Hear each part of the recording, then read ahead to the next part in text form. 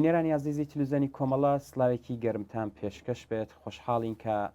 لە خزمەتتانداین بۆ پێشکەشکردنی بەرنمەیەکی تایبەت کە ئەم جارە تاوتوێکردنی باسێکی ترمان هەیە. هەروەک هەمووتان ئاگادارن کومیتەی ناوەندی کۆمەڵە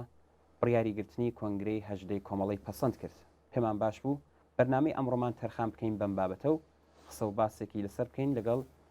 میوانی بەرنمەکەمان هاوڕێ جەماڵ بزورگپور ئەندامی کومیتەی ناوەندی کۆمەڵە کە بزانین بۆ پاشماوەیەکی دوور و درێژ سەرنجام کومیتەی ناوەندی کۆمەڵە هاتە سەر ئەم بڕیارە. ئینتزار چییە لە گرتنی ئەم کۆنگرەیە؟ زەرورەتی ئەم کۆنگرەیە لە چیدا بوو؟ دەبێت جابی چی بداتەوە ئەم کۆنگرەیە؟ هیوادارین کە ئێوەش کاتان هەبێت تا بە کۆتایی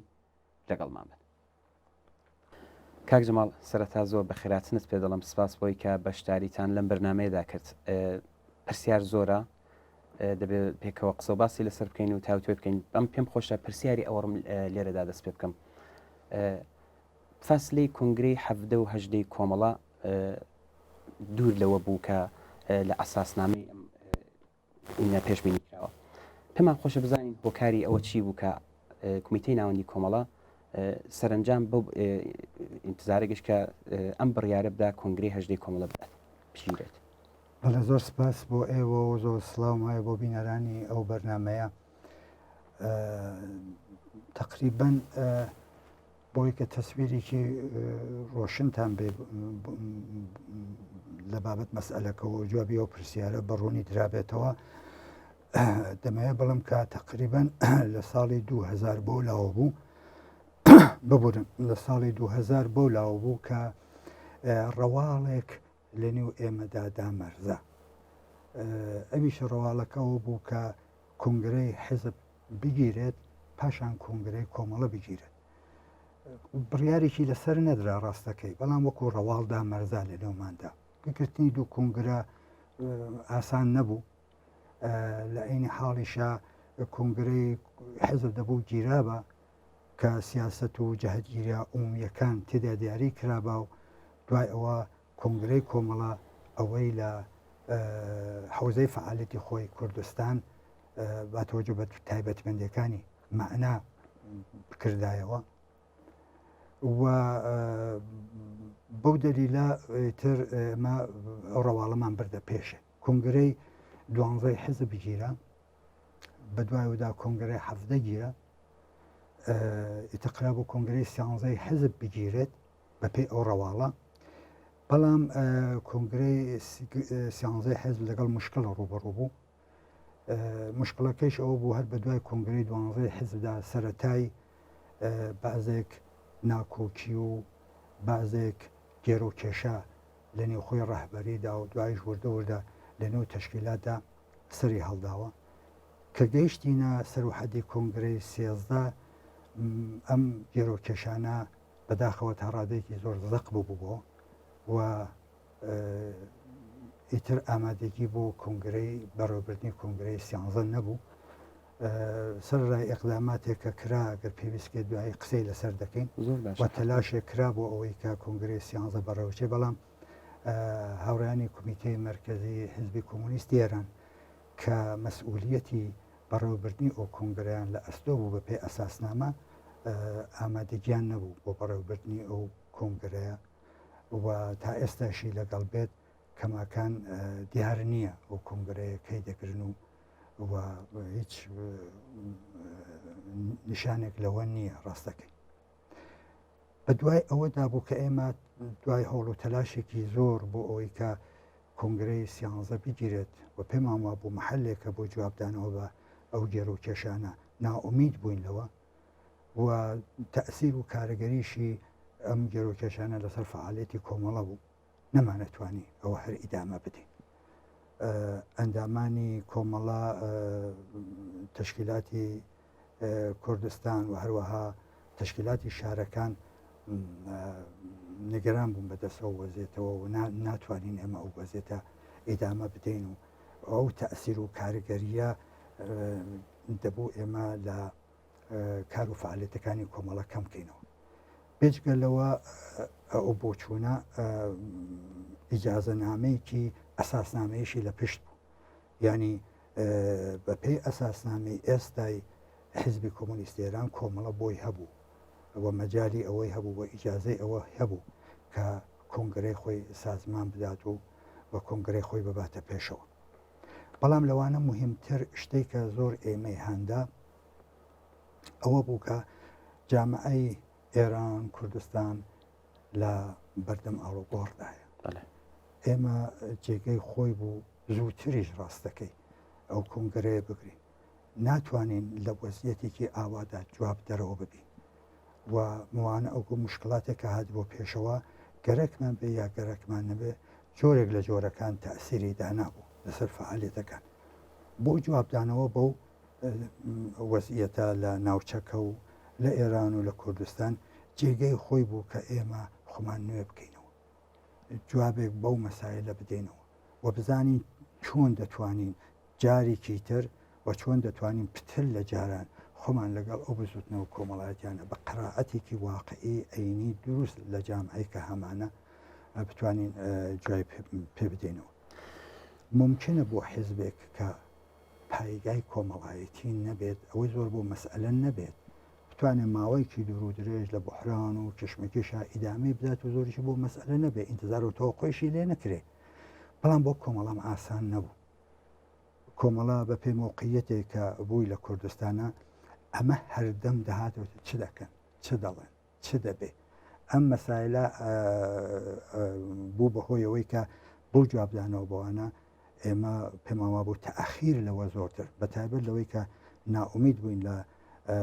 هاوڕێیانی کۆمیتە مەرکەزی حیزب بۆ بەڕێوەبردننی کۆنگرەی 13 ئێتە تەئەخیر لەوە مجاز نەبوو. بۆیە بڕیارەکە هەرچەند بەحسەکەی پێشتریش بوو، بەڵام بڕیارەکە سەرنجام لە کۆمیتەی مرکزی کۆمەڵا پاش مشتومڕێکی زۆر و قسەباسێکی زۆر پەسەند کردە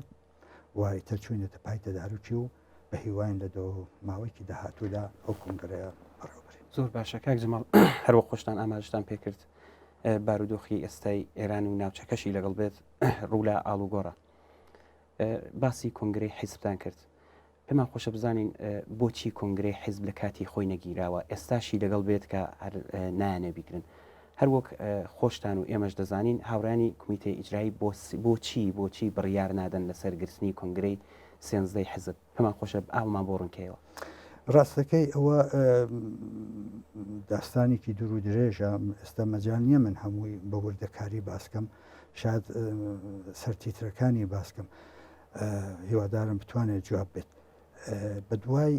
کۆنگرەی 12 هەروە کە باسم کرد کۆنگرەی 12 حیزب سەرەتای هێندی گێڕەوکێشە زۆرتر خۆی لە گێڕەوکێشەی تەشکیلاتیدا نیشانەدا هاتبوو ئاراوە. دیار بوو بناخەکەی گێڕەوکێشێکی سیاسیە. ئەم گێڕەوکێشەیە ئیدامەی پەیدا کرد ئیتەکە گەیشتینە سەروحەدی کۆنگرەی 13 زۆر زەق بووە و تەشکیلات عملاً تەفرەقێکی تێدا سازمان درابوو، تەفرەقێکی تێدا پێکاتە بوو و گرتنی کۆنگرەی لەگەڵ 13 لەگەڵ مشکل ڕوبەڕوو کرد. ئێمە ئەو کات بۆ پاراستنی وحدەتی تەشکیلاتی پێمان باش بوو کە تەعجیل نەکەین، کاتی خۆی تەعجیل نەکەین و مەجموعەن هاتینە سەر ئەوەی کە زۆر باشە ئێستا کە ئامادەگی نییە بۆ ئەوەی کە ئیتفاقاتی نەخوازرا و ڕوونەدات. ئێمە شکالێکی نییە ماوەی کۆنگرەی 13 دوا بخەین. لەبیرمە باسی 6 مانگ و 1 ساڵ کرا، نهایەتەن 1 ساڵ دواخرا. بەڵام هەر لەو کۆبوونەوەی مشترکی کمیتە مەرکەزی کۆمەڵە و کمیتە مەرکەزی حیزب بوو کە وترا دواخستن خۆی بخۆی هیچ کۆمەکێک ناکا بە مەسەلەکە مەگەر ئەوەی کە ئێمە کارێکی نەقشەمەند بکەین بۆ دامرکانەوەی ئەو گێڕەوکێشانە و ڕەهبەری ئەم تەشکیلاتە هەستێ بە مدیریەتکردنی ئەو گێڕەوکێشانە بتوانێت جهەتێکی پێ بدات کە گێڕەوکێشەکان بکەوێتە کاناڵێکەوە و بتوانێت لە نهایەتە لە کۆنگرەدا بڕیاری لەسەر بدرێت. لەبیرمە کۆمیسیۆنێک سازماندرا کە ئەو کۆمیسیۆنە لە ماوەیەکە نەقشە ڕێگایەک دیاری بکات بۆ ئەو کارە.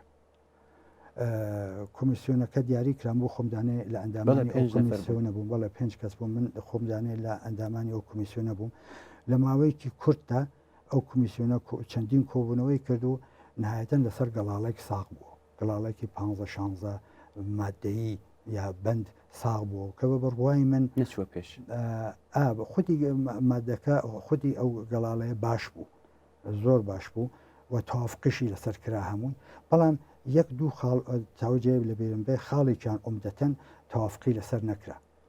دەی وتمان با مەحتەلی نەکەین خێناکەیسە بەشی زۆری تەوافقمان هەیە با ئەوە بە تەشکیلات ئێلام بکەین بیکەینە دەستورالعەمەلێ بۆ کولی تەشکیلاتی حیزب لە دەرەوە لە کوردستان و بە پێی ئەوە بچینە پێشەوە بتوانین ئەم گێرە و کێشانە مدیریەتکەین وابی بینە پێشەوە کە بتوانین شرایط و مەلزوماتی پێکاتنی کۆنگرەی سیانزە فراهەم بکەین نەی بەسینەوە بۆ خاڵە بەڵام بەداخەوە هاورانی کمیتەی ئیجرایی تەوافقیان لەسەر نەکشت و عملەن ئەو کمیسیۆنە فەشەلی هێنا دوای ئەوە هەر دیسانەوە کێشمەکێشەکان بەداخەوە هەر ڕۆژ دەهات و زۆرتر دەبوو فاسڵەکان زۆرتر دەبوو ئەوانە ئیتر گەیشتە مەرحەلەیە کە ئێمە پێمان وا بوو کە دەبێت فکر بکەین بۆ ئەو مەسئلەیە تەرحێک هات بۆ پلۆنۆم تەرحەکەەوە بوو کە هەیئەت دەبیرانی ببورن دەبیرانی ئەو کمیتە ئەسڵیانە لیژنەیەک پێگوێرن بۆ لە یەک گەیشتن بۆ هەماهەنگی بۆ ئەوەی کە زۆر یەگەڵ و گێرە و کێشانە دەکرا لەوێ چارەسەر بکرێت دەبا ڕێگەی بۆ ببینرێتەوە و ئەوە هاتە پلۆنەمە بەداخەوە ئەویش قبول نەکرا لەلایەن هاوڕیانەوە ئەویش قبول نەکرا دەی ئەمە ئیدامەی بوو تا ئەوەی کەیتر ئەندامانی لە لایەکی تریشەوە ئەندامانی حیزب زۆربەیان داوان ئەو بۆ وەزێتە نگەران بوون ناڕاحەت بوون و پێیان وا بوو چارەسەرەکەی لە کۆنگرەیەدایە داوایان کرد کە هاوڕیانی کمیتە مەرکەزی حیزب هەرچی زووترەوە کۆنگرەیە سازمان بدەن بەڵام هاوڕانیش لە نەتی بە بڕوای من لە نەتی ئەو فشارەدا ئاینامەیەکیان تەسویب کرد ئاینامەکە مەجموعەی شەرت و شروتی تێدا بوو کە لە ئەمەلدا و بە تۆر ئەو وەختش ئێلاممان کرد بە تۆری واقعی کە ئەو ئاینامەیە بۆ نەگرتن بوو شەرت و شروتێکی تێدا بوو کە عملی نەدەبوو و زۆربەی ئازایش من لەبیرمە لە نامەیەکە اعترازیان کرد بۆ ئاینامەیە شەرت و شروتەکە زۆر بەخێرا بە سەریندا بڕۆمێکیانەوە بوو کە عزویەت دەبێت متوقف ببێت بۆچی هاوڕیان نظریانەوە بوو سە تەشکیلات بووەتە دوو بەش ئەو بەشەی کە کمیتە ئەسلیەکانن بە کەفی خۆیان ئەندامەتی وەردەگرن موافقینی خۆیان دەکەن بە ئەندام ئێمە لە جوابەوە کوتمان ئەوە پەروەندەکانی بەڕەسیکەین کامی پێتان وایە کە ئەوەیە بڵێن تەژی نەزەری تێدا بکەینەوە جوابێک نەبوو دوایەوە کوتمان باتەوەجە بە ئەوزا ئەحواڵی سیاسی و باتەوەجە بە سیاستایی کە ئەمە بوو گۆستەرشی فعالیتەکەمان لە شارەکانی کوردستان تەوەقفی عزویەت ناخواتەوە لەگەڵ ئەو سیاسەتە ئەمە لایەکی تیژ لە تەشکیلاتی ئالەنی و لە تەشکیلاتی دەریشەوە ئێمە ناتوانین ڕوو لە خەڵک ڕوومان تێدەکەن و داوای ئەندامەتی دەکەن و پێیان بڵێن دەست ڕاگرن تعدادە لە ڕفەکانمە پێیان وایە کە جناحی تەسمیم عزوگیری دەکرێت و ئەمە ناخواتەوە لەگەڵ سیاسەتەکانمان بە علاوەی ئەوانە مغایرەتیشیە لەگەڵ ئەساسنامە حەقی ئەو کومیتانە بۆ وەرگرتنی ئەندام سەلب دەکەن دەکوتمان ماوەیەک دیاریکەن مەسەن بە ئێمە بڵێن کاکە تا ئەو ماوەیە 3 مانگی تر 6 مانگی تر تا کۆنگرە ئەویش هەر جواب وەرنەگیرەوە شەرتێتر ئەوە بوو کە ئەو ئەندامانە کە لەو ماوەدا لەو گێر و کێشەیەدا بەعزێک مەوازینی حیزبیان ژێر پێ نابوو ئەوانە تەنبیه تەشکیلاتی کرابوون یا تعلیق یا ئیخراج لە عزویەت دەیانگوت ئەوانە هەموو دەبێ بگەڕێتەوە دەمانگوتەوە پەروەندەکانیان ئێوە کامی پێتان وایە بە ناحەق بەرخۆردی تەشکیلاتی پێکراوە پێمان بڵێن تەژی نەزەری تا دەکرێتەوە بێجواب بوو یا لە موردی ئەندامانێک کە فعالیەتیان نەدەکرد لە بەشدار نەبوون لە کاری فعال نەبوون لە بەڕێوەبردننی ئەرکەکانیاندا ئەوانە دەبێت بەشدار نەبن ئەمەش داینتە لە شەرتەکان بوو ئەمەش دەمانگوت ئەوە لە شرایطێکا کە هەموو شتێ عادی بوو هەمومان ئەژنوان بە ئەژنەوە یەکەوە بوو لە کاسێکە نانمان دەخوارد بەڕێوە نەچوو بە هەر دلیل کمیتە خارج پەیگیری نەکرد ئەبەتە مقدارێکی بەڕێوە چوو بەڵام بە نقطە آخر نەگەی کمیتە ئیجرایی پەیگیری نەکرد هەرچی بەڕێوە نەچوو ئێستا ئالە و گێرۆکێشە دەست بۆ کێ دەبێت دەست بۆ هەرکەس دەبێت ئەوی تر ناڕازیە دەست بۆ ئەو دەبێت ئەوی تر ناڕازیە و گێرۆکێشەکان سەد چەندان دەکات ئێستا وەختی مناسبی ئەوە نی و نەهایەتەن بۆ هەمووی ئەوانە کوتیانەمە دەبێت ئۆرگانهای ڕەهبەری ئازا بەپێی لە حوزەهای جیاوازە سەبتی ناو بکەن و بەپێی وەزنێک کە هەیەە لە ئۆرگانهای ڕەهبەریدا بەشداری بکەن دەیکوتمان ئەمانە بۆ معنایە کە لەگەڵ ساختی حیزبی کۆمونیستێران وکە حیزبی لێنینی نایێتەوە وەمە تەفرەقە و جیاوازی نەهادینە دەکات مادام العمری دەکات لەنەوە ئەم حیزبە دەسوەتی کە ئێمە جەهەتێکی ترمانەوە ئەوە سەر ڕای هەمووی ئەمانە وتمان بابە بە هەمووی ئەوانەوە چێ دەبێت بڕیاری لەسەر بدات با بچینە کۆنگەرەوە کۆنگەرە لەسەر ئەوانە بڕیار بدات وانە کێشەیە لە وڵاتێک کاتۆ دەبینی کێشە لە بینی دوو دەستگا هەیە لە مەسەل مناقشە نییە کاک ئەبیر مەسەڵەن لە جمهوری ئیسلامیدا لە بینی مەجلس و دەوڵەتە اختلاف دێتە پێشەوە چه دەکەن دەچم بۆ شۆڕای نگابان درست دێمە شۆڕای نگابانمانکی نییە کۆنگرەمان هەیە کێشەمان هەیە لەسەر ئەساسنامە کێشەمان دەبا بچینە کۆنگرە بڵین کۆنگرە ئەو وا دەڵێ ئەمن وا دەڵم تۆ دەڵێکی کۆنگرە هەر بڕیاکیتە تابعی بی ئەوەش بەداخەوە قبول نەکرا بەڵام بۆ من پێم خۆشە لێرا یەک نکتە بڵام بۆ ئەوانە نەکرا و بۆ ئەساسەن ئەو ئاینامە لە ڕوانگای منەوە بۆ نەکردن بوو بۆ نەگرتن بوو ئەساسەن ئەوە بوو کە ڕەفیقەکانی ئێمە لە کمیتە مرکزی حزب بەتایبەت هەستەی مرکزیان لە کمیتەی هاوڕێیانی کمیتەی ئیجرایی بە دوای کۆنگرەی دوانزەدا بەرە ساغ بوونەوە لەسەرەوەی کە جەهەتێک لە نێو حیزب و کۆمەڵەدا خەریکە شکڵ دەگرێت کە دژایەتی هەیە لەگەڵ سوسیالیزم و کۆمۆنیسم و ئەوان بە نەدانەمکاریە کەسێک لێرەوە ئیشتبایەک لەوێ و قسەیەک لەوێ و جملەیەک لەوێ هەمانە تەوجیه دەکراوە کۆ دەکراوە بۆ تەوجیهی ئەو واقعیەتە بۆ تەوجیهی ئەو مەسئلەیە کە جهتێک خەریکە شکڵ دەگرێت کە خەریکە پشت بە بەرەو ڕاست و ناسیۆنالیستی و پشتکردن لە کۆمۆنیزم و سوسیالیزم و هەموو ئەهداف و ئارمانی بەرنامەی و استراتیژی من و ئەوان بە ڕساڵەتی سیاسی و تەبەقاتی خۆیان دەزانی بەری پێ بگرن دێکۆن بەری پێ دەگرن هەر جۆرە حسێب دەکرا ئەچنە بۆ ئەوی کە بەری پێ بگرن دەبوو لە ئۆرگانهای تەشکیلاتیدا ببن تا بتوانن بەری پێ بگرن دەی بۆ ئەوەی کە لە ئۆرگانهای تەشکیلاتیدا بن دەبێت لە ئۆرگانهای تەشکیلاتی ئەگەر نەتوانن دەسەڵات پێدا بکەن دەبێت حزوریان هەبێت دەی بەنابەرئین هەموو ئەوان بە هەر جۆرە حسێبیان دەکرد ئەو ئیمکانە بۆیان فراهەم نەدەبوو کە بتوانن ئەو نیازەی خۆیان بۆ جوابدانەوە بەو مەسئلە کە پیان وابوو دەبێت بەرە بگرن بەو جەهەتگیریە فراهەم نەدەبوو دێ بەنابەرین بەم دەلیلە کۆنگرە مرەتەب دوا کەوت و ئێستاشی لەگەڵ بێت کەوتوتە شرایەتێکی نادیار ئەوە نزیک بە 6 ساڵی تێپەڕەچێت کەماکان هەروە ناڕۆشن بەڵێ کاک جەماڵ باسی هەموو کێشە و گرفتەکانی ئەوەت کرد کە کۆنگرەی حیزب بۆچی ناگیرێت وڵات کەوایە باشە کۆنگرەی حیزب چی لێ بەسەر دێت کاک جەماڵ ئەمە پرسیارێکی زۆر گرنگە لە دوای ئەوەش کۆنفرانسی سێنزدەی دەرەوەی حیزب لەوێدا بڕیارنامێکی پەسەند کرد کە تێیدا هاتۆ پاش 3 مانگ لە بەڕێوەچوونی کۆنفرانس کمیتەی ئیجرایی ئەگەر بێوێ کۆنگرەی حزب نەگرێت هاوڕێیانی ئەندامانی حزب دەتوانن بڕیاری لەسەر بدەن بۆچی ئەم بڕیارە تا ئەلان نەشوەتە پێش ینی چۆن بڵین چۆن ئاخری ئەم کۆنگرەیە دەگیرێت یا ناگیرێت هاوڕانی کمیتەی مرکزی چی دەکەن بڕیاریان چییە کاکە ئەمیریان بەر لەوە جوابەوە پرسیارە بدەمەوە شتێکم لە قسە باسەکانی پێشودا لە بێچ و باسی کەم ئەوی شەوەی کە وەختێکیان من وتم ئەو ڕەفیقانە ئەو بۆچوونیان پەیدا کرد و بۆ بەرگتن بۆ بۆچوونە پیان وابوو دەبێت لە ئۆرگانهای ڕەهبەریدا جێگە و موقعیت پەیدا بکەن ڕاستەکەی مەبەستم جاهتەڵەبی شەخصی نەبوو ڕەفیقانە دەیان ناسین جاهتەڵەبی شەخصی بۆ معنایە نییە شاید فاکتۆرێکی زۆر لاوەکی ببێت ئەوەی کە ئەوانی هانەدا دەتوانم بەڵام جاهتەلەبی گرایشی بوو و ڕێگایکی تر نەبوو تۆ کە بەو عەقیدە بەو باوەڕە گەیشتی و بەلا تۆ ساغ بووە کە گرایشە خەریکە بەرەو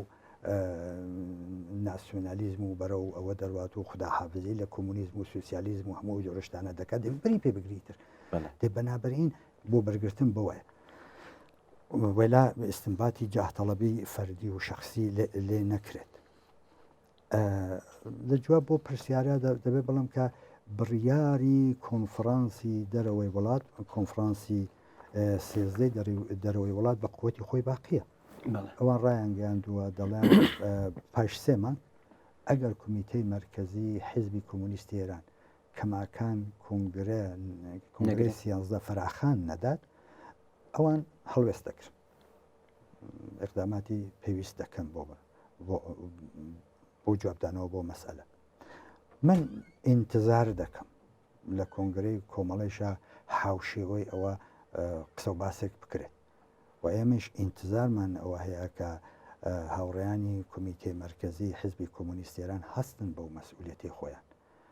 و ئیجازە بدەن باتۆجە بە وەزع ئەحواڵی سیاسی شرایطە فراهم بکەن کە ئازای حزب دەخالەت بکەن لە سەرنوشتی و حزبەدا ئەو حیزبە چ لە ڕاهبەریە چ لە سیاسەتەکانە جەهەتیان خۆی نوێ بکاتەوە خۆی منتەبق بکات لەگەڵ وەزەتی تازە بۆیە من پێم وایە کە هاوشێوەی ئەوە دەبێت ئێمە بڕیارێک بدەین نازانم دەدرێیانە بەڵام پێم وا بێت جێگەی خۆیەتی خب ئەگەر هاوڕێیانی کمیتەی مرکزی حزب بڕیارەکەیاندا زۆر باشەوە پێکەوە دەچین لە کۆنگرەدا بەشداری دەکەین و ئەو گەڕ و کێشانەش دەبێت لەوێ بڵەخەرە بڕیار دەدرێت لەسەری تازەیش نییە تاریخی کۆمەڵەدا زۆر جارەوەی اتفاقانە کەوتووە بەڵام ئەگەر نەیان کرد دیسانەوە بەپێی ئەم حساب کتابە و بەپێی ئەم ئەرزیابیە کە بوویان و پیان وابوو ئەو شرایطە فراهەم نەبێت کە بۆیان بتوانن لە موردی نەزەری خۆیانە بۆیان فراهەم نەبێت دەو وەختێ ئەساسنامە ڕێگای کردوێتەوە بەپێی ئەساسنامە ئەندامان دەتوانن داوای کۆنگرەی فۆقڵادە بکەن واگەر دیسانەوە کۆنگرەی فۆقڵادەش ممانعەتی لە مقابلا دروست بێت چونکە کۆنگرەی فۆقڵادەش هەر بەپێی ئەساسنامە کمیتە مرکزی دەبێت سازمانی بدات ئەگەر کمیتە مرکزی سازمانی دات ئەو وەختە دەبێت ئەقداماتی تر لە دەستورەدا بێت زۆر باشە کاک جەماڵ من پرسیارم زۆر هەیە ئەگەر پێت باش بێ دەچینە سەر ئەم پرسیارە چون قسە و باسەکە لێرەدایە پێم خۆشە بزانم هەروە خۆشتان بیستوتانە بابەتێک هەیە لەسەر قسە و باسی هاوڕانی کمیتەی ئیجرایی کە لەو چەند ڕۆژانەدا بڵاو بۆتەوە و بۆتە بەشێک لە ئەدەبیاتی سیاسی ئەوانیش پێم خۆشە ڕای ئێوە بزانم لەسەر ئەم بابەتە ئەگەر پێت باش بێ ئەم پرسیارانە دەست بکەین زۆر باشە باسیەوە دەکرێت کە لایەنێک اختلافی سیاسی لە نێو حزبدا بەڕسمی ناناسن ئێوە پێتان وایە ئەم شتە ڕاست بێت قەتعەن وانە ئەسەن ئەوە ناخواتەوە لەگەڵ تاریخی کۆمەڵە ناخواتەوە لەگەڵ وەزەتی واقعی کۆمەڵە ناخواتەوە لەگەڵ هیچ شتێک کۆمەڵە جریانێکی کۆمەڵایەتیە هەر لە ڕۆژی ئەوڵەوە فعالەتی خۆیەوە اختلافی تیا بووە اختلافی تێدا پێشاتووە بە دوای تەشکیلی حیزبیشدا مەجموعەی اختلافات بووە کاتی خۆی وەختێ لەسەر مەسائلێکی زۆر مهم نیش ئەوە زۆر جار باسی لێکراوە من تکراری ناکەمەوە دیگایەک و دوو دوایەکەش لەسەر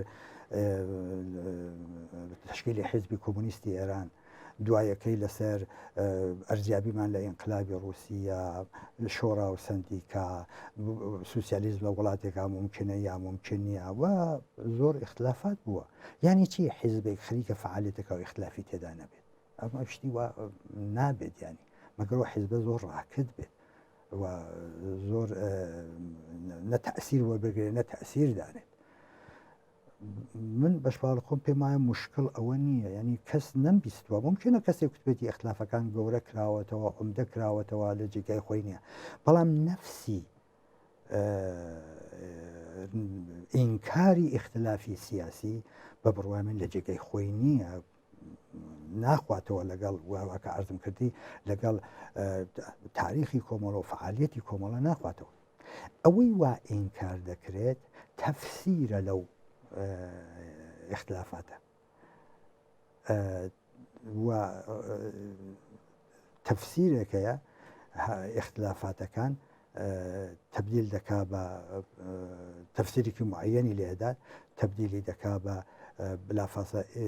گرایشاتی لێ دروست دەکات گرایشی لێ دروست ئیجادی تەفرەقە دەکات ئیجادی تەفرەقەی کرد و تەشکیلات بەرەو بۆحران دەبات.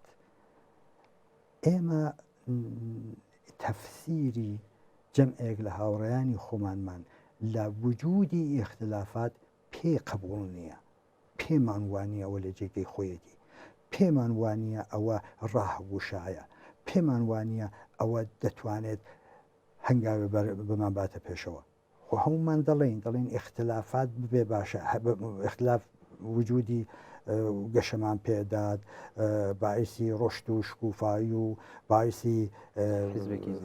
تەغییر ئیجاد دەکاتوانە، بەڵام لە عەمەلدا وانی جاگە پێت خۆش ببنە باشە کاک جەماڵ بۆ وای لێ دێت بەڕای ئێوە بۆچی وای لێ دێت ئێوە بە خۆشتان دەڵێن اختلافاتی سیاسی شتێکی عادیە ئەڵبەتە ئەم قسەیە زۆرێک لە هاوڕێیانی دیکەش دەبیستم باشە بۆ ئەم شتە عادیە دەبێتە ئاوا قەیران و جیابوونەوە. کاکە ئەمیر بە بڕوای من مەحسوڵی دەورانی ڕکوودە، دەورانی ڕکود و شکست وەختێکیان حیزبێک جەریانێک تووشی وەزەتێکی وا دەبێت فعالیەتی ئینعکاسی لە نێو کۆمەڵگادا نییە،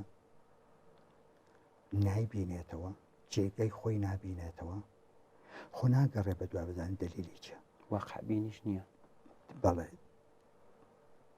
ئارزوەکانی ئیدەکانی ئارمانەکانی لا ئومدە دەبێتەوە پەنا دەبا بۆ ئەوێ لەوەی کە بۆچی فعالیەتەکانی من کاری من ناتوانێت تەئسیرێک دانێ لە کۆمەڵگادا و پیژواکەکەی نابینم بۆچی وایە ئەوە زەوەی کە بچێت بە دوای ئەوە بگەڕێت سوالەکە بە ڕسمیت بناسێت و بچێت بیبینێتەوە دەکرێتەوە بۆ ناوخۆی کە گراوە بۆ ناوخۆی ئارمانەکان و باوەڕەکانی لەلاو ئەمدە دەبێتەوە لە لای مقدەس دەبنەوە. باوەڕکە زۆر جابیرەکەم وەکو ڕەوشت دەڵم وەکو مەسەبیەکانە کە وەختێکیان جوابی مەسئلەیانە دەگەڕێنەوە بۆ ئاسمانەکان لە نێو جەریاناتیشا وەختاریکان جوابی ڕۆشن نابێنێتەوە بەرامبەر مەسەلە و تەئسیر و کاریگەریەکەی خۆی نابێنێتەوە دەگەڕێتەوە باوەڕەکانی لا ئەمدە پەنا دەبا بۆ باوەڕەکانی وەسەیەکان لەوێ هویەتی خۆی وەربگرێت نە لە جنبشی جاری نە لە تەئسیر لە جنبشی جاری نە لەوەی کە لە ژیانی ئەمڕۆی کرێکار و زەحمەتکێش باوەڕەکانی لای حیزبەکەی لای مقدەس دەبێت باوەڕەکانی لای مقدەس دەبێت سیاسەتەکانی لای مقدەس دەبێت هەموو شتێکی بەلاو مقدەس دەبێت گویا خەتای شوێنێکی تر وە گویا خەتای کەسانێکی تر وەتۆجێ دەڵمتی دەرنەتیجە وەختارێکیان سوالێک مەترح دەبێت ئەندیشەیەک مەترح دەبێت نەزەرێک مەترح دەبێت ئەو ناچێتە پای ئەو سوالە لێکی بداتەوە لە تەقابل لەگەڵ باوەڕەکانی خۆیان دەبینێت لە تەقابل لەگەڵ ئەهدافی خۆیان دەبینێت لە تەقابل لەگەڵ مقدەساتی خۆیدا دەبینێت بۆیە بێگانەیە غەیرە خودیە و لە نێو ئەدەبیاتی سیاسیەمەدا گرایشی ڕاستە بۆرژواییە ئەوە لە خزمەت بە تەبەقەی کارگەردا نییە چونکە هەموو ئەو شتانە لە لای ئەو بۆتە حەقیقەتێکی مطلق باوەڕەکانی حیزبەکەی باوەڕەکەی ئەندیشەکەی بۆتە حەقیقەتێکی مطلق و ئەوەی حەقیقەتە کە ئەو دەیڵێ و دەرنەجێ کەسێ هات کوتی وانە ئەو لەگەڵ ئەو حەقیقەتە مطلقە ڕوبەڕۆیە یعنی لەگەڵ ئەو ئەهداف و ئارمانە ڕوبەڕۆیە دەرنجە خودی نییە بێگانەیە و ئەوەی کە دەچێ بەرەو ئەو مەسئلەیە و ئەبینی ئەمریکی عادی اختلافی سیاسی هەیە اختلافی سیاسی هەیە مناقشەی لەسەر دەکەین و قسەی لەسەر دەکەین و نهایەتەن بڕیاری لەسەردی بەڵام ئەوەی کە لە حاڵەتی عادی دەچێتە دەرەوە دەبێت بە بوحران بە بڕوای من ئەساسەن دەگەڕێتەوە سەر ئەو مەسئلەیە کە ئێمە واقعی ناچینە پای مەسەلەکە و سوال وەرناگرین و ناچین بە دوای سوالەکە بگەڕین لە تەقابلە دەبینین لەگەڵ مقدەساتی خۆمان دەبێ بە ینی دەمەوێت بەڵام دەبێت بە باوەڕەکەمان دەبێت بە مەکتەبێک دەبێت کە هەرنەوە تەقابل لەگەڵ ئەوە تەقابل لەگەڵ ئەهداف و باوەڕ و ئەو جۆرەشتانێ ویلا لەکوێ تۆ مەسەن سوعالێک نەزەرێک پێشنهادێک بلافاسە ئەتوانی نەتیجە بگری لەسەر ئەوەی کە ئەوە لەگەڵ کۆمۆنیزم و سوسیالیزم و لەگەڵ هەموو ئەهداف و ئەرمانەکە لە تەقابلدا کوێت ئاخر جگە لەوەی کە ئەوەی وا تۆ باوەڕت پێ هەیەی لات مقدس بووە و دەرنەتیجە هەرنەوە سوالێک بۆ ئەو تەقدسە دەباتێژ پێت وایە ئەو تەقدسە دەباتێژێ پرسە لێ حاڵی نابی بۆ وەری ناگری و دەرنەتیجە دەکەویتە تەقابل لەگەڵ کە کەوتێ تەقابل لەگەڵی لە نێو ئێمەدا بە تایبەت لەو ساڵانەی ئاخردا وەقعەن لە ئەوڵەوە باسم کە مەسەن ئەوە نەبوو چونکە پێمان لەسەر ئەرزی واقع بوو جا هەرچە لەوەی دوورە بینەوە پێمان لە ئەرز هەڵەکەندرێت بە حواوە دەمێنینەوە ئەو نوع فەرهەنگە سیاسی لە نێو ئێمەدا ڕۆژ دەکات و ئێمە لە مەقتەیەکە دیارە گشتی چەپ بە بڕوای من و ئەت جوملە ئێمەش ئاغشتە بووین بەو فەرهەنگە و پێمان وابوو کە سوالێک بەحسێک نەزەرێک تەقابلی لەگەڵ ئارمانەکەەوە دەبێت ڕێگای بەرگرتنی ببگرێت تەبیعەتەن ئەگەر کەسێک لەگەڵ باوەڕەکانی من بکەوێتە تەزادەوە دەبێری پێ بکرم باشە کاک جەماڵ لە قسە و باسەکەتدا دواتر باسی وت کە ئەم هاوڕیانە دەبێت لێرەدا حزوریان بێت کار بکەن لە ئۆرگانەکاندا من لێرەدا پرسیارێکم هەیە گویا ئەوان دەڵێن کە ئۆرگانەکان قەبزە کراوە ئەمە چەندە ڕاستە پێم خۆشە ڕوونکردنەوەی بدەیت بۆ ئەوەی کە نیشان بدەیت مەسەڵەن بتوێ ئەو قسەت مستەدل بکەی خۆ دەبێت نیشان بدەیت کە خلافی مەوازینی ئاینامەیی و ئەساسنامەی و حیزبی ئەمەل کراوە تا ئێستا نەمدیوە ڕاستەکەی زۆرتریش ئەو ڕفیقانە تاکید لەسەر ئەوەی کە ئەو قسانە دەکەن تاکید لەسەر باری سیاسی قزیەکە دەکەن من دەڵێم لە کۆنگرەی 16دا ئەو ڕفیقانە بە تۆپەڵ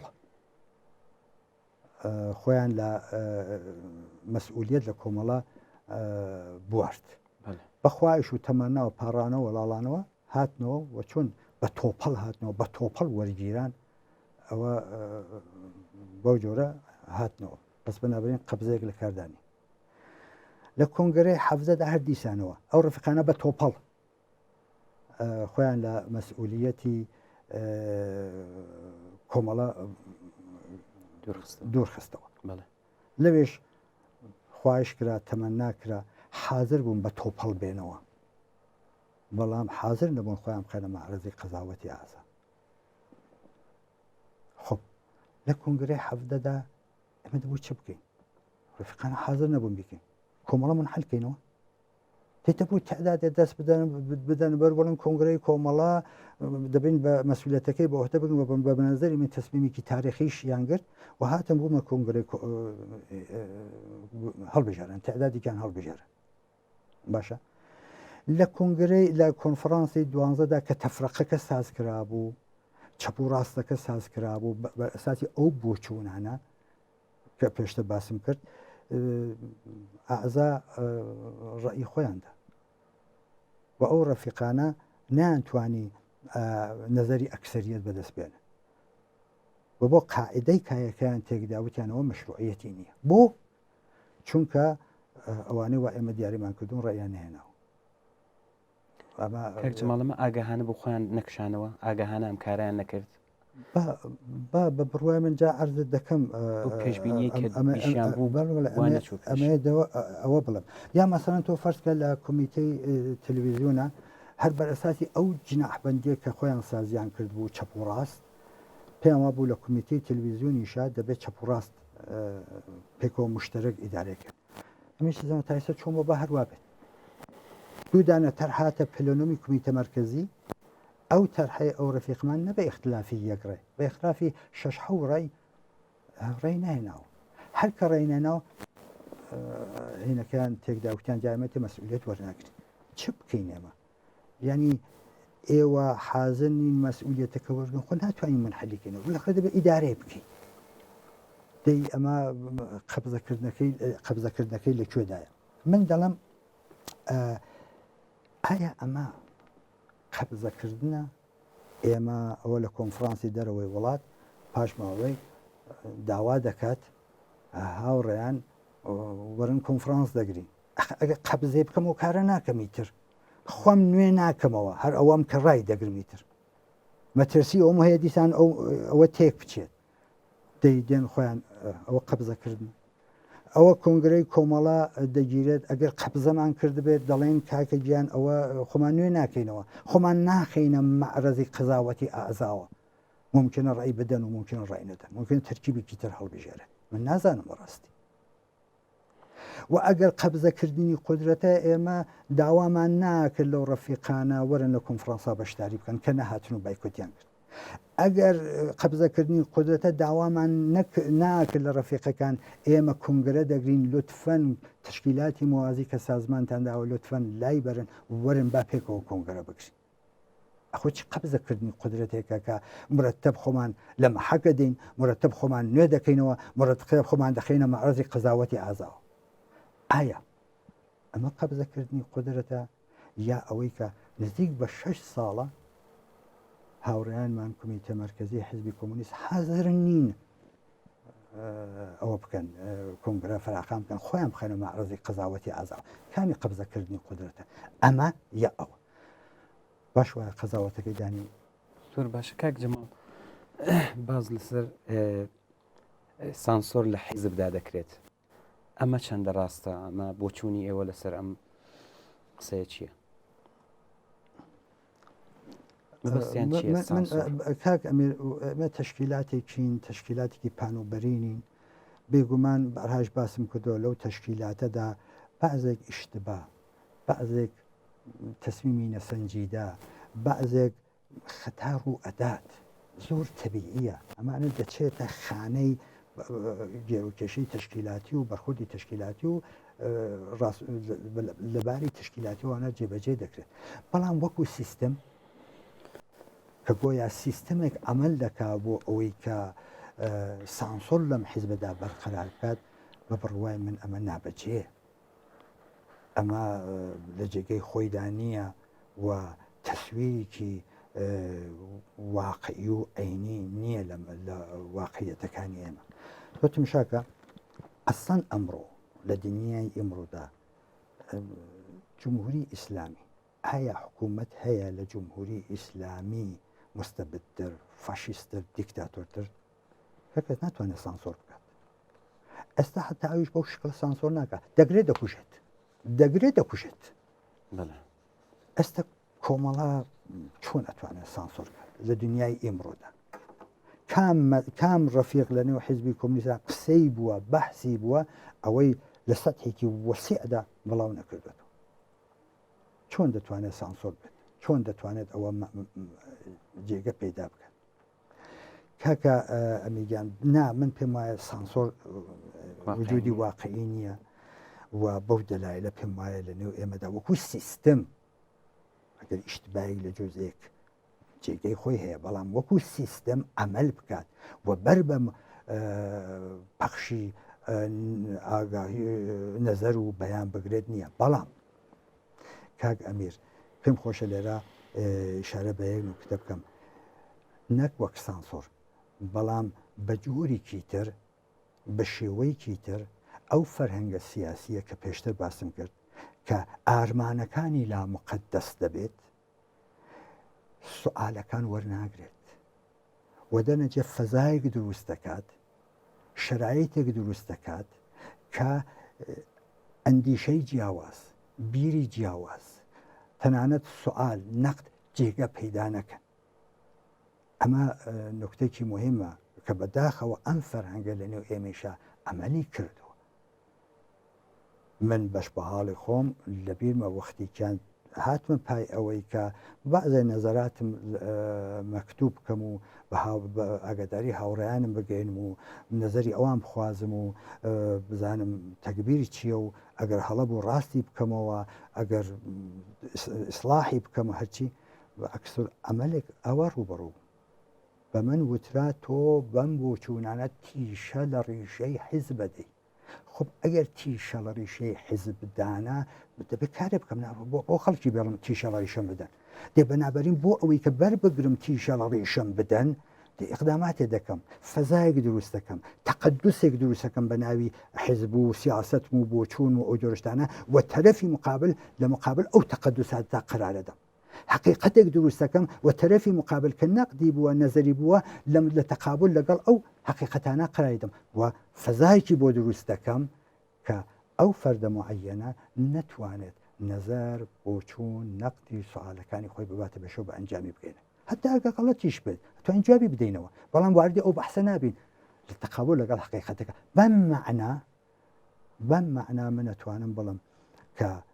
ئەو فەرهەنگە سیاسیە لەنێو تەشکیلاتی ئێمەدا وای ئەمەل کردووە فەزا ساز کراوە لە نەتیجێ ئەو وەزیێتەدا کە بە ئاسانی وەرناگیرێت کاک جمال ئەوەی کە باسی بۆچوونەکەی خۆت کرد ڕەخنەشی دەدەگیرەوە حتمما دێمەوە سەر ئەم پرسیارم هەیە لەم بارەوە بەڵام پێش ئەوە یەک پرسیاریکە هەیە جیا لە سانسۆر باس لە حەزفکردنی نیوە زۆر جار لە نیوە زیاتریش لە ئەندامان دەکەن کە ناتوانن بڕیار بدەن ئەمە چەندە ڕاستە کاک ئەمیر بەڵێ منیش بیستومە باسی 75% لە ئازای کومیتە مەرکەزی دەکرێت و باسی 50% لە ئەندامان و پتر لە 50% لە ئەندامان دەکرێت و بڕاستی ئیجازەم بدەواردی شەڕی ئاعداد نەبم چون پێم جالب نییە پێم تۆزێک سەدحەکەی لە خوارۆیە بەڵام ئیتر جاری واشە ناچاری بلەخەرە قسێکی لەگەڵکە پێم جالب نییە بەڵام بە هەر حاڵ ئەگەر وایە 75% ئەوەیە و 50 کاکە بۆ کۆنگرە ناگرن بڵێ بۆ کۆنگرە ناگرن بڵێ کاکە بۆ لە کۆنفرانسا بەشداری ناکەن قەبزەیان کرد بچین لێیان بسێنەوە بۆ نانە کۆنگرە کۆمەڵا بەشداریکەن تشکیلاتی موازی لابن ئەسان تشکیلاتی موازیان بۆ دروست کرد ئەگەر 57 سم بۆ دروستان کرد تشکیلاتەکەتان هەیە بۆ دەچن تشکیلات دروست دەکەن من پێم وایە ئەو ڕەفیقانەی ئێمە متوەجه نین کە مخاتبینیان ئەم سوالانیان لێ دەکەن ئەگەر ئێوە ئەوەن ئەسەن داواکاریەکەتان لە چییە بۆ ئەسم شرت و شروط دادەنم بۆ کۆنگرە جالبەوەی بزانانی وەختاوێکیان باسی 75% و لە سەدان کادری کومیتە مەرکەزی ئەوەیە نەخێر 12 کەس من لێرە گەرەکمە بە جورئەت ئەو قسە بکەم بە مەسئولیەتی شەوە قساکەم کاک ئەمیر ئێستا تازە ئێستا کەوتە بیرم ئەوە بڵم کە وتم شەڕی ئاعداد ناکەم بەڵام ئەگەر بێت و ئەو ڕەفیقانە ئومیدوارم پاشکەس بنەوە و لە تەلاشی خۆیان بۆ جیایی لە کۆمەڵەوە لە حزبی کۆمونیستی ئێران پاشکەس بنەوە ئومیدوارم وان بەش باڵە خۆشم پێش وایە ئێستاش ڕێگە هەیە دوایی دەتوانین قسەی لەسەرکەین حتمما بەڵام ئەگەر هەر کەماکان سوور بن لەسەر ئەوە من لێرەوە بە مەسئولیەتەوە دەڵم هیچ نوع جیاییەک لە کۆمەڵە و بە معنای تشکیلاتی کوردستان تشکیلاتی شارەکان ڕوونادات 99% لە تشکیلاتی کۆمەڵە بە کادر و پێشمەرگەی لە تشکیلاتی شارەکانی لەسەر جێی خۆیەت و فعالەتی خۆی دەکات ئەو بۆ معنای تەئسیر وەرناگرێت و تەئسیری بووە بۆیە لە پێشە باسمان کرد و ئەوە بۆ معنای نییە و ڕەفیقانێمە مەسەلەن لە کۆمەڵەدا مەسەلەن بێ تەئسیر و بێ نەخش بوون نەخێ ڕفقای ئێمە بوون ساڵهای سەر لە کۆمەڵەدا کار و نەقش و تەئسیریان بووە بەڵام ئێستا بەرحاڵ تەسمیمێکی ئاوایان گرتووە متوجهی دەڵم چی و ئێستا بە پێی چارتی تشکیلاتی ئێستا مەمە خەریکم و قساکەم دەڵێم ئەوە هیچ مەربوط بە کۆمەڵە ینی ئەو جیایە کۆمەڵە ناگرێتەوە و کۆمەڵە لەسەر جێگەی خۆی ماوەتەوە ئیدامە بە فعالێتی خۆی دەدات و بەڕوای من بە دوای کۆنگرەی حەفدەیشدا تا ئێستا حرەکەتێکی قابلی قبولی لە خۆی نیشانداوە و ئومیدوارم ئەم کۆنگرەیش کە دەیگرین بە نوێکردنەوەی خۆی بە نوێکردنەوەی سیاسەتەکانی بە تایبەت جەهەتگیری بەرەو جامعی کە خۆی پێ بە مربوط دەزانێت لەو بابەتەوە هەنگاوێکی جدی تر هەڵگرێت زۆر باشە کاک جەماڵ ڕخنەیەکی کمیتەی ناوەندی لەسەر دەرکردنی فراکسیۆن پێیان وایە تەوازنی قوایە ئەوان دەڵێن کەس ئەوان کە ڕێی حزبی کۆمونیستیان قبول نییە چۆن بانگەوازیان دەکرد هەتا ڕخنە لە ئێوەش دەگیرێت کە ئێوە مانەعی حزبن ڕای ئێوە لە سەرم قسانە چییە؟ بەڕاستی ئێمە وەختارێکیان هاتیە زۆر لە مێژە مەترح بوو لە نێو ئێمەدا وردە ئەو پەروەندەی ئەو ڕەفیقانە بازبینی کراوە متوەجێ بووین کە مناسب نەبوو ئەو تەسمیمی ئەو کاتەی کومیتە مەرکەزی کۆمەڵ و کومیتە مەرکەزی حزب مشتەرەکەن و پێمان وەبوو ئەلاڕەغمەوەی کە ئەو ڕەفیقانە بازی ئەقداماتیان کردو کە مناسب نەبوو کە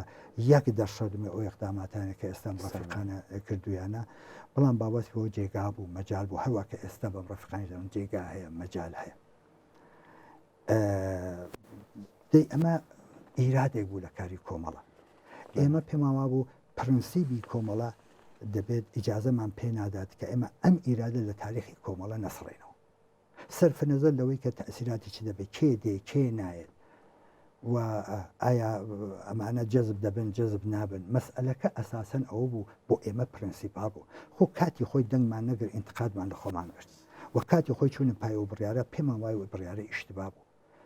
بوو سەرفە نەزەر لەوەی کە واقعەن سەمیمانە دەڵم مەسئلەکە پرنسیبی بوو بۆ ئێمە تا ئەوەی کە تێدادە لەم ڕەفیقانە بێنەوە بۆ ناو تەشکیلاتە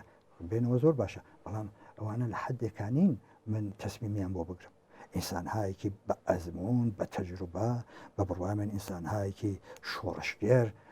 بۆ خۆیان بڕیارەدەن ئێمە واردی دیالۆگ بووین لەگەڵیان واردی دیالۆگ دەبین لەگەڵیان ئەوان بەپێی ئێستا بچم بۆیان بڵێن هاوڕیان ئەگەر ئێوە بێنەوە بۆ ناو حیزبی کۆمونیست دەزانن دەبێ ئەساسنامە و بەرنامە ئەوەتان قبول بێ ئەوە بە نظری من ناشایستە ینی ئەوە ڕەفیقانت لە من و تۆ چاکتر دەزانن هەمووانە بۆ خۆیان صاحب تەسمیمی خۆیانن ئەم تەسمیمە بە پێچەوانە بۆ تەغیری تەوازونی قوا پێویست نەبوو ئەسەن بۆ تەغیری تەوازونی قوا ببێت پێویست نەبوو بۆ چیمە ینی ئەگەر چی لە ئەوان استقبال دەکەین ئەگەر تەسمیمیکی وا بکەن بە خۆیان مەربوتە مەزوم وەسە تەسمیمەکە بۆ ئەوە نەبوو تەسمیمەکە بۆ ئەوە بوو کۆمەڵە لە تاریخەوە حرەکەتێکی ئیشتبای کردبوو و دەبوو ئینتقاد لە خۆی بگرێت هەواکو تەسمیماتی تریشی بۆ ئیشتبای نەقدی لە خۆی کردو من هەر کافیە مراجعە بدەمەوە بە زمانی زوو ئەوە ئێستا هەیە لە ئارشیوشتا بچن لە کنگرەی یەک تا کنگرەی دوو بخوێنەوە سەراسەر ئینتقادە لە کۆمەڵە ئەو مواردانە کە پێوە کارمان ئەوەیە خۆمان بە مارکسیست دەزانی مارکس دەڵێ بێڕەحمانە نقاتی زعفی خۆت بدە لە ئەرزستانی ڕووی لێ دەگریت قەیناکە پێمان نییە بەزەرە ئێمە ئینتقاد لە خۆمان بکرین ئینتقادمان گرتەوە پێمان وایە کە ئەو تەسمیمە هەڵە بوو و جای تۆ ڕەفیقانە چ تەسمیمەکردنەوە صاحب اختیارن خۆ مناتەم تەسمیم بۆ ئەوان بگرم ئەسڵەن بۆ تاغیری تەوازنی قوا نەبوو ئەو مەسەلە ئەوەی کە باسی تەوازنی قوا دەکرێت ئەم هاوڕیانەمان بۆچی قبولی ناکەن کە ئەقلیەتن هەر بەهێنی خۆیان کە باسی دەرسەد حەز ناکەین بە شمارە بیڵین ئەگە واقعەن ئەو شتەی ئەوان کە واقعی بێت بۆچی باسی تەوازنی خوا دەکەن بۆچی قبولی ناکەن کە ئەقلیەتیش بێت متاسفم بۆ لە حازەوە منیش پێم وایە زۆر ئاشکرایە کە دلیلەکەی ئەوە بوو کە لاوەڵم باسم کرد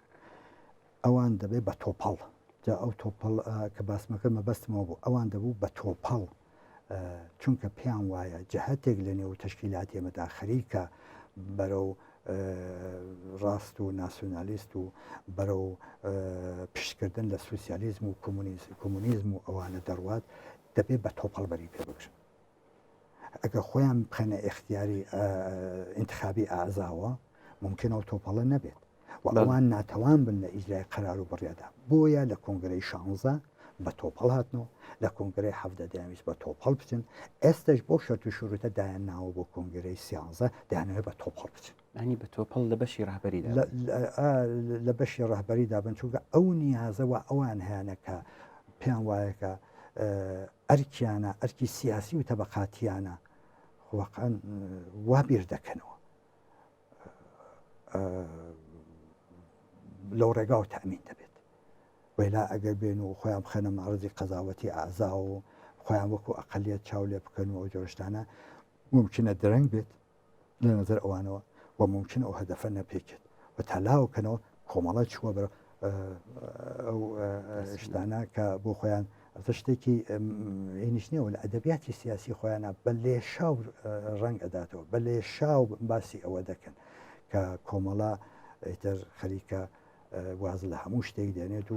خەریکە بە پەلە بەرەو ناسیۆنالیزم و بەرەو بەعزان قسە لەوە دەکەن ئرتجا و کۆنەپەرستی خەریکە بەنابەرین دەبێت پەری بگرن بە تۆپەڵ دەبێت بەری پێ بگرن و دەبێت کۆنگەرەکە خۆیان دەڵێن دەچینە کۆنگرەیەکەوە کە تێیدا موفق بی موفقیت لە نەزەروانەوە موفقیەتی حزب و تحکیمی وحدەت و ئینسجام و ئامادەکردنی حزب و بۆ بربەرەکانەی لەگەڵ وەزعەتی مەوجود و بۆ جوابدان و وەزعەتی مەوجود نییە لە نەزەر ئەوانەوە موفقیتەوەی کە بە تۆپەڵ تێدا بین بتوانین بەر بەو خەتەرە بگرین ئەو خەتەرەیش لە ئەساسی ئەو بۆچوونە دروست بووە کە ئەرزم کردی ئەو ئارمانە کە وەختاریکان ئەنعکاسی خۆی نبینێتەوە فعال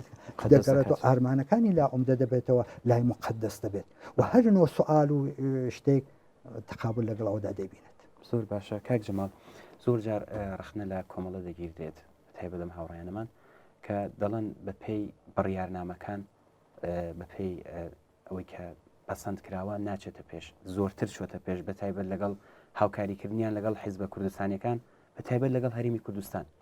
ئەمە چۆنە ڕای ئێوە لەسەرم قسەی ئەوان چییە؟ هەر لە سەرەتای دەستپێکردنی فعالیەتمانە دوای هێرشی کۆماری ئیسلامی بۆ سەر کوردستان تەلاش بۆ ئەوەی کە نوعێک هەماهەنگی و هاوکاری لەگەڵ ئەحزابی کوردستانیدا پێک بێت سیاسەتی نەگۆڕی کۆمەڵە بۆ تا ئێستش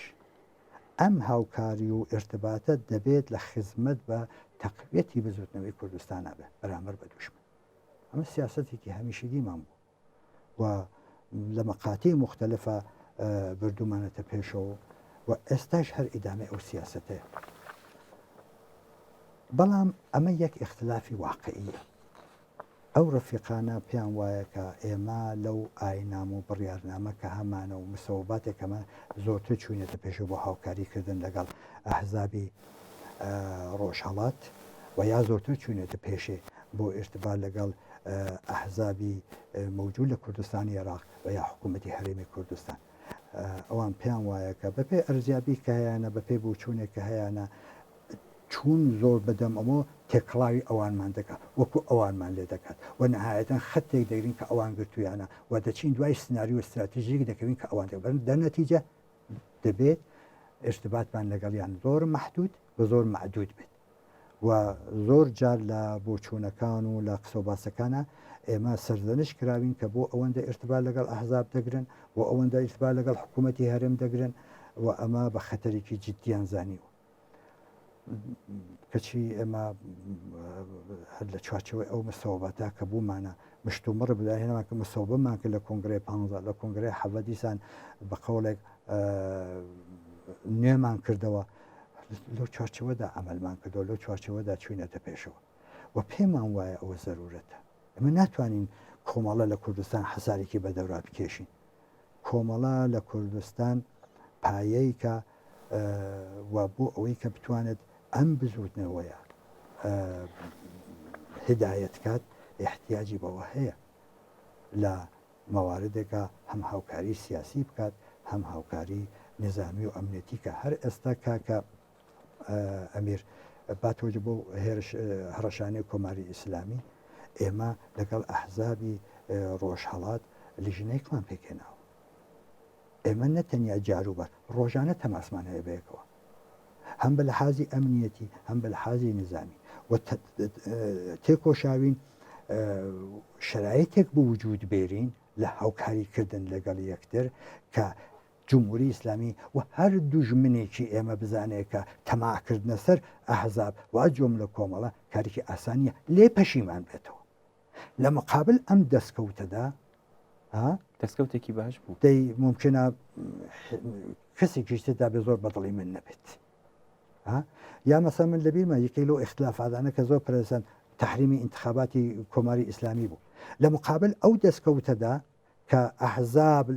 دوایی چیلەکەن بەحسێکی ترە بەڵام ئەحزاب کۆ دەبنەوە لە پیش مێزێک دەڵێن جمهوری ئیسلامی و نوعێک هاودەنگی لە نێو خەڵکی کورددا بە وجود بێت و بتوانێت